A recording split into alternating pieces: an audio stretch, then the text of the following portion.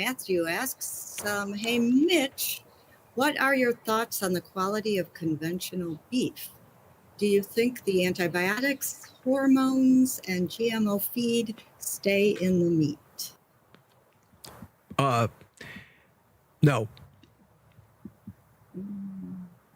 Not to any significant extent.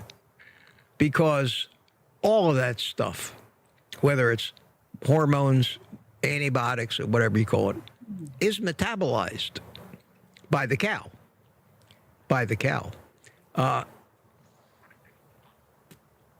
It's why when you eat something yourself as a human and 2 weeks later have some tests like blood tests or biopsies, none of that stuff shows up because your body has used it, got rid of it, detoxified, whatever. It really doesn't matter because it's all broken down in digestion by the cow, let's say. Let's say they're eating GMO grain. Well, after a few minutes of chewing on it, being subject to enzymes and everything, it's broken down into its basic components, the sugars and everything. It doesn't know how that particular grain got formed. Doesn't matter. It's just broken down. It's like burning down a house, you know. In other words, when you burn down a house and set it on fire, it really doesn't matter what methods of construction were used to build the house. The house is gone. It's been destroyed. Well, that's what happens to food you eat. It gets destroyed. It gets torn down into its basic components. And the method that it was constructed in the first place is irrelevant as long as certain different components weren't added. And genetically modified corn still grows out of the same soil as any other corn. So it won't have anything that regular corn doesn't have. It just got assembled by some different instructions. So no, I don't think any of that matters. It's like a cow eats grass. Is there grass in the steak that you ate yesterday? We keep saying, you know, we want nothing but grass-fed, grass-finished, pasture-raised beef. There's no grass in the beef.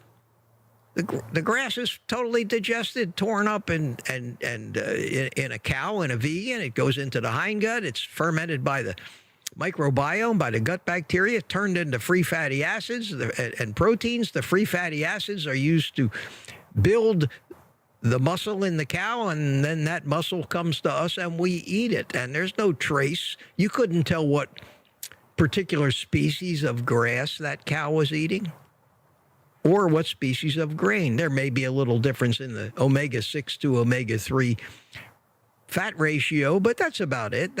So no, I don't concern myself with that in the slightest little bit. I try to buy meat from people that sell a lot of meat, so I know it's at least fresh. Or if I happen to have a local butcher or a local farmer that I knew and had some intimate knowledge about the history and life of the cow that I'm eating, that helps too. But keep it simple. Keep it simple. Sam's Club, Costco. I know Anthony Chafee talks about he just eats Costco meat.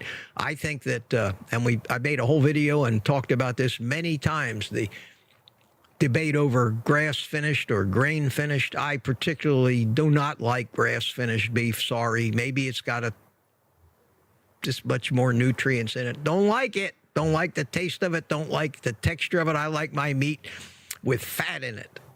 I need to get that fat. When you to fatten up a grass-fed cow, it takes a lot of time, and most people don't put that much time in raising a cow. It's the grains that make the cow fat. It's the grain that make Wagyu. It's the grains that make USDA prime beef, well marbled. You're not going to find the USDA prime with all that marbling from a grass-finished cow. Not very often. You're going to find it when they feed it grain. Anybody in the animal feed business knows the formulas that they have to mix for animal feed to fatten up an animal. And that means it's got to include a lot of carbohydrates, because carbohydrates make fat not only in animals, but in human beings too. It amazes me that they don't make the connection between the science of feeding animals and the science of feeding humans. And make the distinction that humans are animals, and we have the machinery to be a carnivorous animal, not a herbivore. They keep pushing the vegetarian and vegan diets. So the simple answer to that question was no, I don't think it makes any difference or any appreciable difference worth giving it any thought. Eat what you like. Eat what tastes best to you. Salt it to taste. Make sure you get enough fat. And we've talked many times about how to tell if you're getting enough fat. And just stop overanalyzing everything you hear somebody on a YouTube video tell you that you need to be agonizing over today instead of enjoying life and living life and eating tasty animals. I try to do that. I try so hard. And it becomes effortless after a while when you don't think about this stuff. And you stop watching all these videos with outrageous claims on the thumbnail or in the title.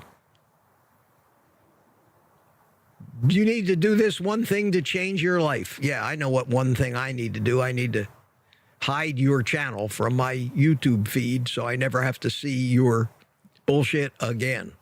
And that's how I handle that stuff. I don't fall for any of it. I've fallen for tons of it in my life. Don't get me wrong. That's how I learned not to fall for it anymore. So don't worry about it. Go to Costco, go to Sam's, go to Publix.